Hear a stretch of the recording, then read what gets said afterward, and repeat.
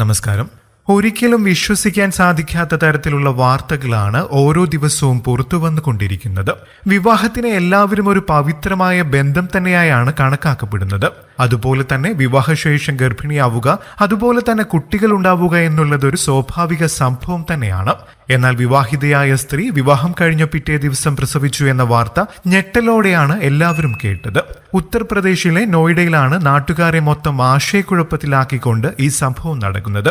സെക്കന്ദരാബാദ് സ്വദേശിയായ യുവതിയാണ് കല്യാണ വീട്ടിൽ പ്രസവിച്ചത്. കഴിഞ്ഞ ദിവസമാണ് യുവതിയുടെ വിവാഹം നടന്നത്. വിവാഹ ദിവസം രാത്രി കടുത്ത വയറുവേദനയെ തുടർന്നാണ് ഭർത്താവും ഭർത്താവിന്റെ വീട്ടുകാരും ചേർന്ന് യുവതിയെ ആശുപത്രിയിലേക്ക് എത്തിക്കുന്നത്.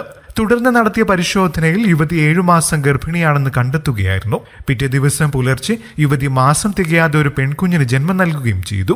യുവതി ഗർഭിണിയായിരുന്നു എന്ന വിവരം അറിയാമായിരുന്നുവെന്നും വിവാഹത്തിനു വേണ്ടി ഈ വിവരം മറച്ചുവെച്ചു എന്നുമാണ് യുവതിയുടെ ബന്ധുക്കൾ പറയുന്നത്. വയർ വീർത്തിരുന്നത് വയറ്റിലെ മുഴ കാരണമെന്നാണ് ഭർത്താവിന്റെ വീട്ടുകാരോട് ഇവർ പറഞ്ഞിരുന്നത്. മാത്രമല്ല ശസ്ത്രക്രിയ ആവശ്യമാണെന്നും പറഞ്ഞിരുന്നു. യുവതി പ്രസവിച്ചതോടെ വരനും വീട്ടുകാരും ബന്ധത്തിൽ നിന്നും പിന്മാറിയിട്ടുണ്ട്.